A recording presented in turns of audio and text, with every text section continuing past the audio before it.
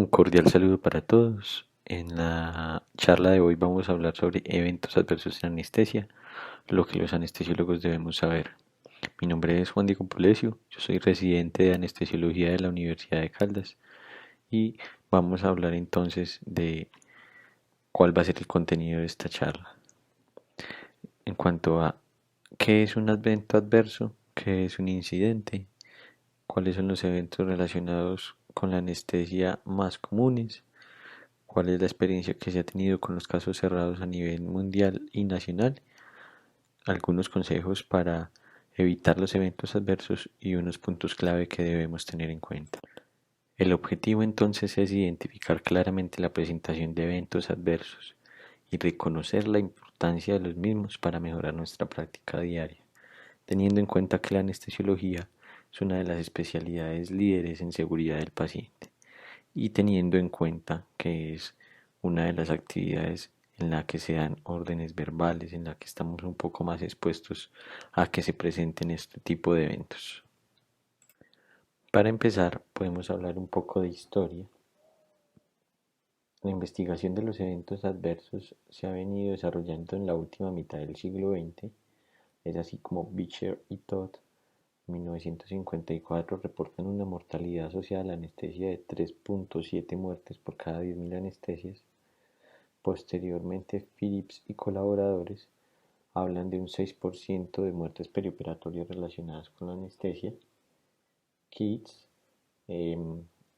nos asevera a final de la década de los 70 que el factor humano y el riesgo son desconocidos en cuanto a la mortalidad relacionada con la anestesia. En 1977 ya se había hablado un poco de la necesidad de las unidades de recuperación posanestésica, sobre todo en Francia. En los 70 también se hicieron algunas encuestas de autorreporte en donde se reporta una mortalidad aproximada de 1 en 100.000 anestesias y hacia finales de los 90 pues vemos que este número va disminuyendo con el tiempo, reportando por parte de los propios anestesiólogos una mortalidad de 0.69 por 100.000 anestesias. Cuando hablamos de eventos adversos, muchas veces nos encontramos ante escenarios como los que tenemos acá. Una quemadura con electrocauterio por presencia de un piercing nasal, una presentación de náuseas posterior a la aplicación de un medicamento opioide, una arritmia de alto grado por medicamentos anestésicos, una laceración en piel en traslado de camilla, una falla en el monitor de camografía de la máquina de anestesia.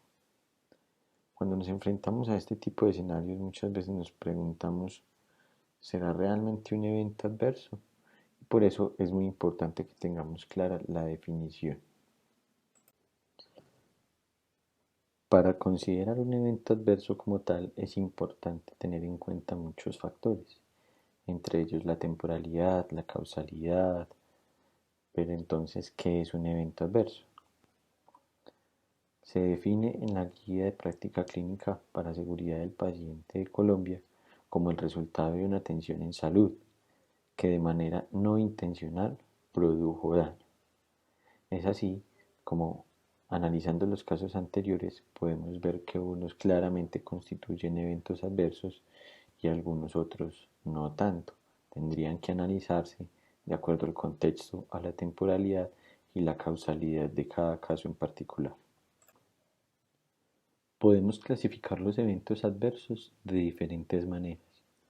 Una de ellas es clasificarlos de acuerdo a si son prevenibles, definiendo un evento adverso prevenible como aquel resultado de la atención en salud que de manera no intencional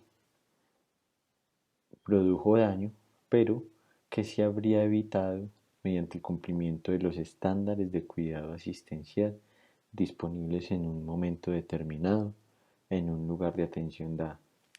El no prevenible es entonces el evento adverso que ocurre a pesar de aplicar todos los protocolos y los estándares de cuidado asistencial.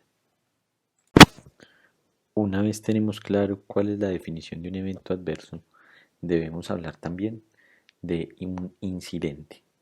Aquí se nos presentan varios escenarios clínicos. El primero de ellos la omisión de la verificación de lista de chequeo, pero la identificación de la falta de un insumo justo antes de iniciar la anestesia. El segundo, lograr impedir la administración de un medicamento en una jeringa sin rotular.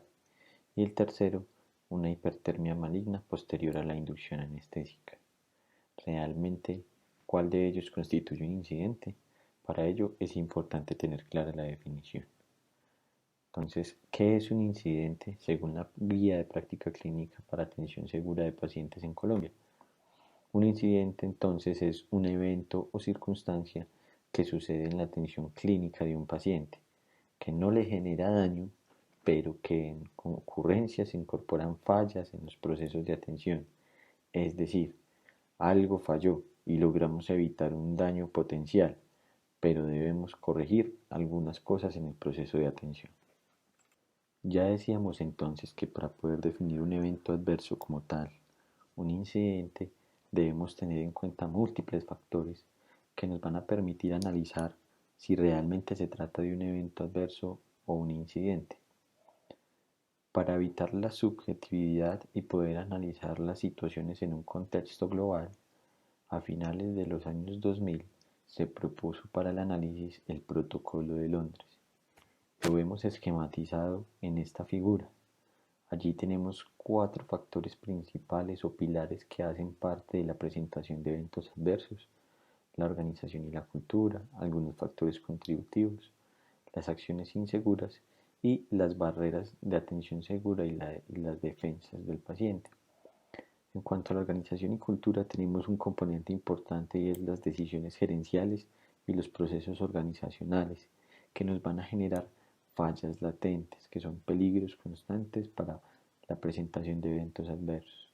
En cuanto a los factores contributivos, vamos a tener algunos relacionados con el paciente, algunos otros relacionados con las tareas y la tecnología que existe para ella, algunos relacionados con el individuo que lleva a cabo la atención en salud, con el equipo propiamente y con el ambiente donde se realiza la actividad. Todos ellos van a darnos condiciones que predisponen a ejecutar acciones inseguras. En cuanto a las acciones inseguras, vamos a tener acciones, omisiones, violaciones conscientes. Todas estas constituyen fallas activas que nos van a llevar a que se presente un evento adverso. Allí hay algunas barreras humanas y defensas humanas. Entonces, cuando nos damos cuenta que se va a presentar un evento adverso, tenemos un incidente o casi un evento adverso, ¿sí? Hay algunas barreras y defensas naturales, barreras y defensas físicas y algunas barreras y defensas administrativas. Sin embargo, cuando todos estos mecanismos se confabulan, se presenta entonces un evento adverso y es importante tener en cuenta todo este panorama para poderlo identificar, analizar y evitar que ocurra nuevamente. La anestesiología es una especialización pionera y líder en la prevención de eventos adversos y la promoción de la seguridad del paciente. Y es por esto que la temática que hoy vemos es importante y que debemos tener claridad en estos conceptos. Si bien la morbilidad y la mortalidad general en anestesia ha ido disminuyendo con los años, sobre todo la mortalidad ha tenido un impacto importante con los avances tecnológicos y la aparición de las herramientas que nos permiten ahora tener un monitoreo más cercano de nuestro paciente y realizar nuestro quehacer diario con más seguridad. En cuanto a la morbilidad temporal o permanente, se ha visto una tendencia a permanecer entre un 18 y un 21% de los casos. Sin embargo, cada vez la gravedad de las morbilidades relacionadas con la anestesia son de menor impacto. Para hablar un poco más de los eventos adversos relacionados con la anestesia, vamos a tomar este artículo original, una revisión integradora de la doctora Lemus y la doctora Poveda, y vamos a hablar sobre algunas clasificaciones que ellos nos proponen. Nos proponen una tabla de clasificación de los eventos adversos de acuerdo a la severidad, siendo así los menos severos los que tienen un componente emocional con una puntuación de un solo punto y siendo los más severos la muerte con una puntuación de 9 puntos. Y de allí, de manera ascendente, la gravedad de la presentación de los eventos adversos. Tener en cuenta aquí que va desde laceraciones, infecciones, quemaduras, pérdida de extremidades o de órganos, pérdida de algunos órganos de los sentidos, siendo complicaciones mayores, por ejemplo, la paraplegia, la ceguera, la cuadriplegia, el daño cerebral grave y a aquellos que comprometan de manera permanente desde una severidad de 5 y hacia de manera temporal con una severidad menor de 4. Para realizar esta revisión integradora, las autoras utilizaron gran cantidad de estudios que analizaban eventos adversos, pero dentro de los criterios de clasificación solamente se analizaron 21 de los estudios, pues algunos otros tenían características que se encontraban dentro de los criterios de exclusión. Tenemos aquí entonces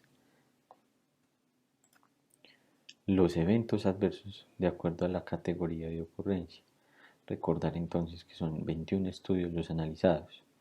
En cuanto a el componente respiratorio, vemos que los más comunes son la aspiración, una ventilación inadecuada y una intubación difícil. Le siguen la hipoxia, la depresión respiratoria, la obstrucción de la vía aérea y una activación temprana.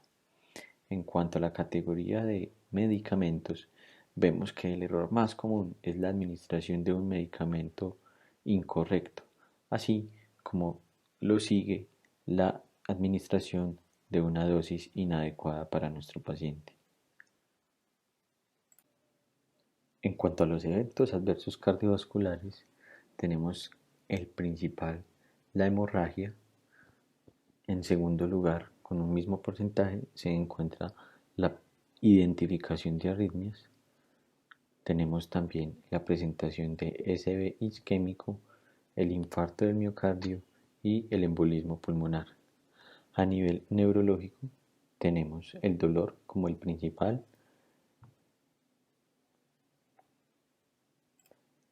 el despertar intraoperatorio lo siguen en segundo lugar y el despertar con parálisis o la relajación residual también con un porcentaje importante.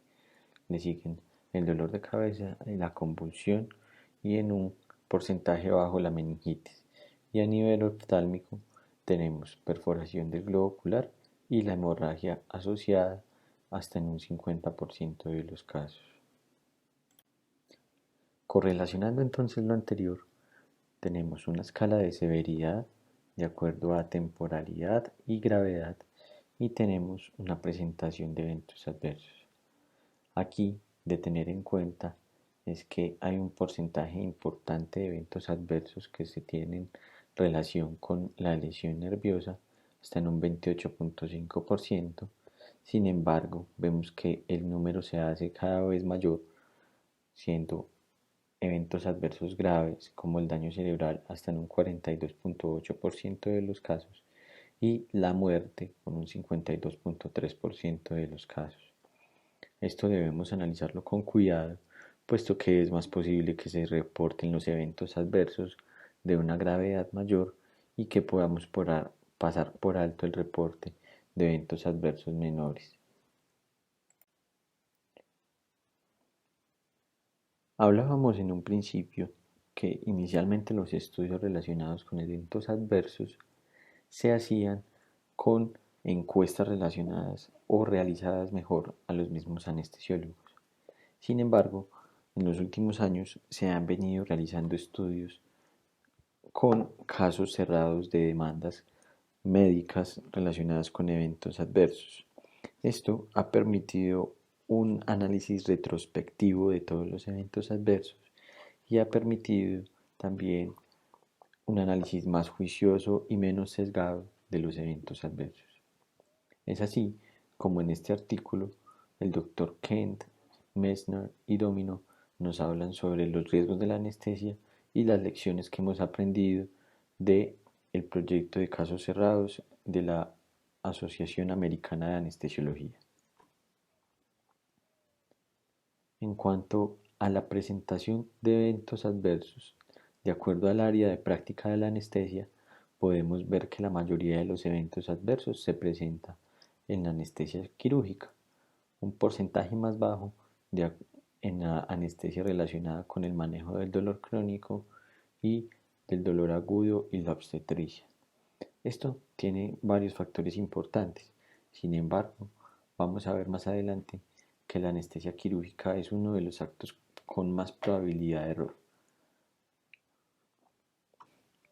Es importante tener en cuenta también las complicaciones más comunes relacionadas con reclamos jurídicos.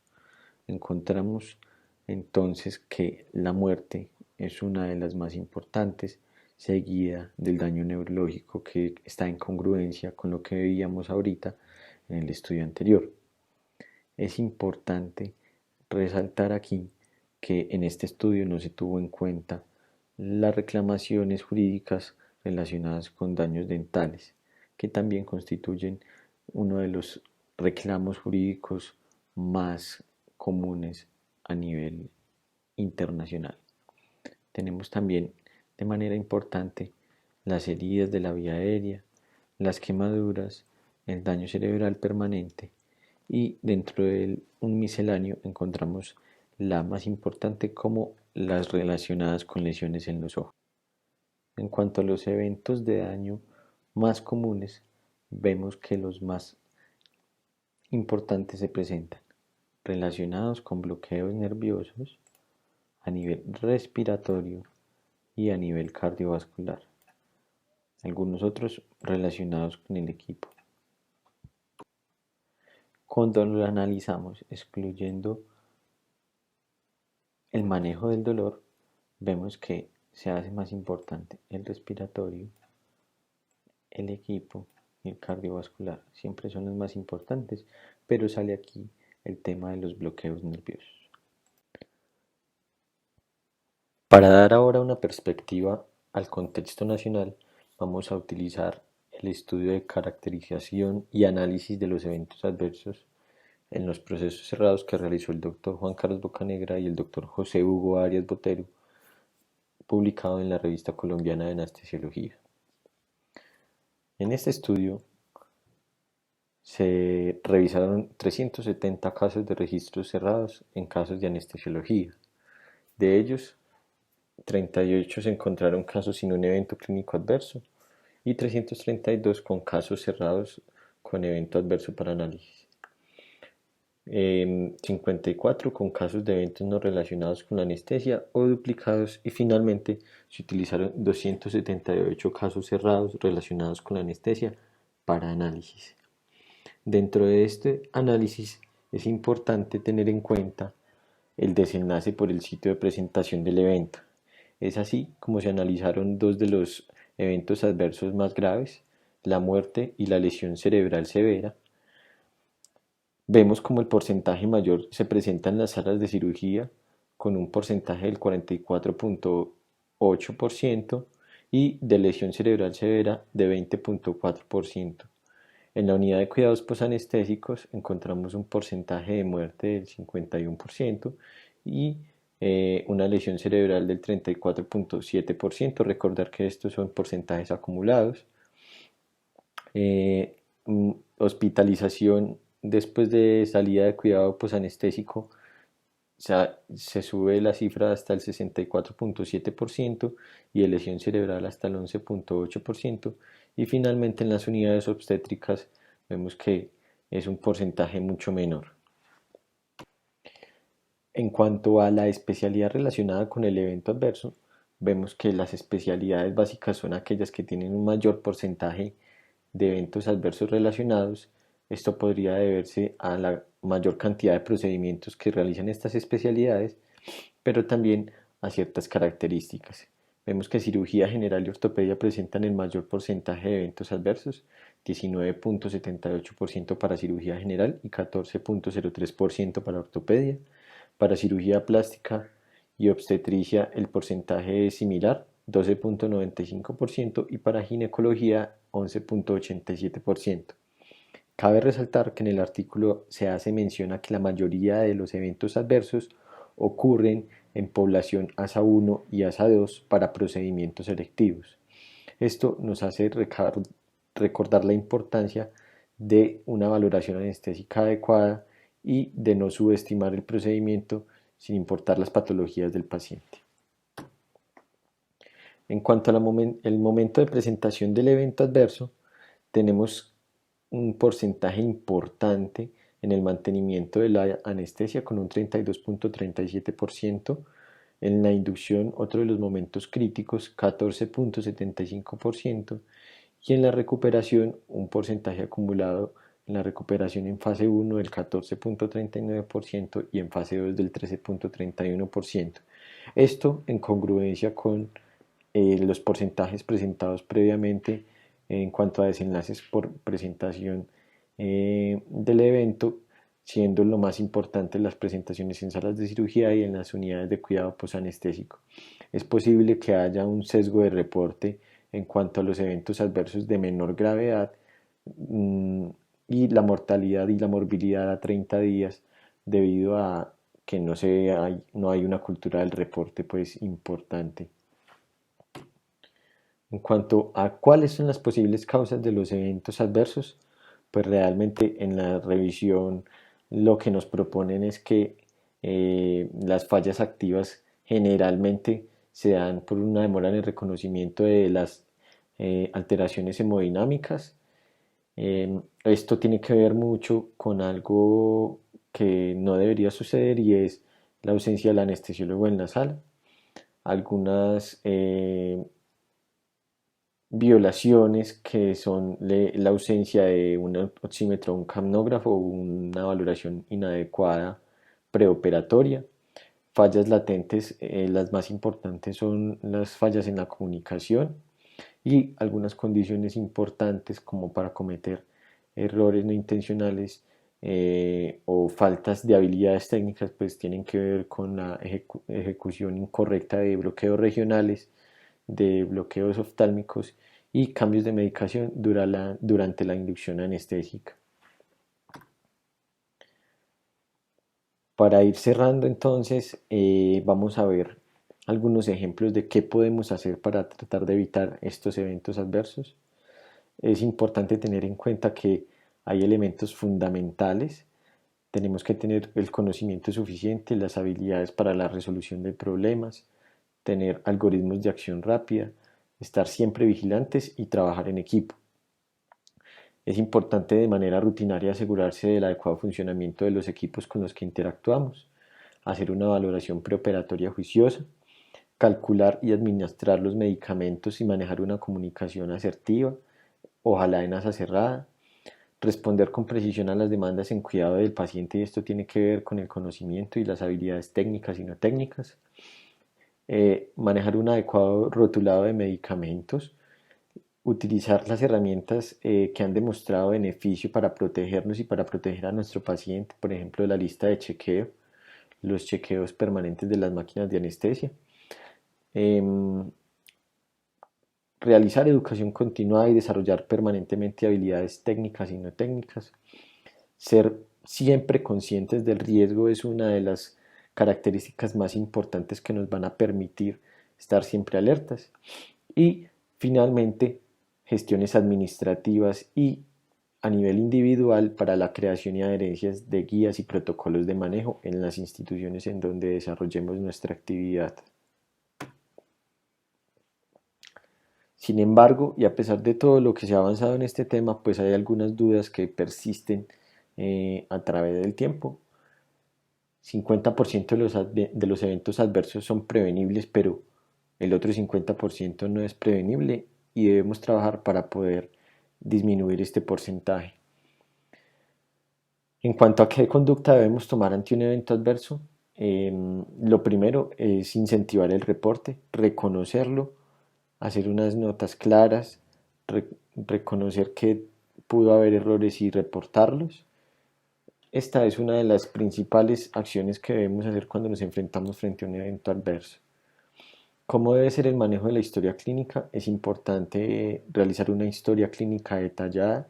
Cuando se identifica un evento adverso, se hace un análisis retrospectivo. Realmente al inicio no se puede determinar si constituye un evento adverso o no, pero con un análisis retrospectivo juicioso utilizando el protocolo de Londres, vamos a determinar si se constituyó como un evento adverso o no y cuáles son las posibles acciones que debemos tomar para mejorar.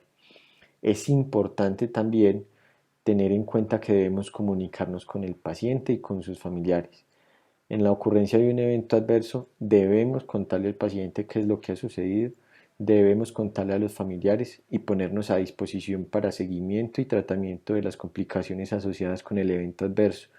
Si hay un deterioro de la relación médico-paciente, debe proporcionarse la asesoría y el seguimiento por un profesional de igual calificación a la que nosotros poseemos y así lograr que esa relación médico-paciente persista, así no sea con el médico tratante inicialmente. ¿Cuándo llamar a un abogado?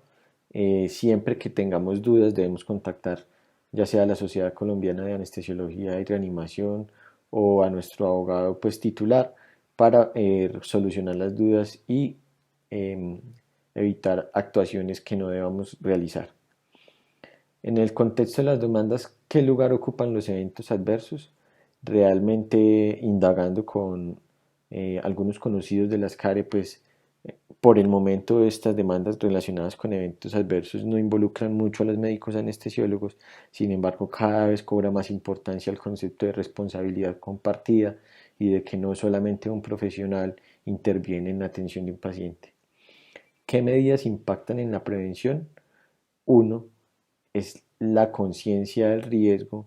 Dos, es la implementación de guías y protocolos que han demostrado una importante reducción de los eventos adversos y una concientización de lo que debemos hacer y a qué riesgos estamos expuestos. En conclusión, un evento adverso es el resultado de una atención en salud que de manera no intencional produjo daño. Se diferencia de un incidente, dado que el incidente no produce daño. Existen riesgos latentes en la práctica diaria del anestesiólogo. Debemos ser conscientes y tratar de mitigarlos. Siempre van a existir los riesgos, pero si los mitigamos, pues la presentación de eventos adversos va a disminuir. Existen herramientas que nos protegen frente a la ocurrencia de eventos adversos y pues la sugerencia es utilizarlas y el 50% de los eventos adversos son prevenibles, es decir, tenemos un gran impacto cuando realizamos las cosas de manera sistemática y segura para evitar lesiones en nuestros pacientes.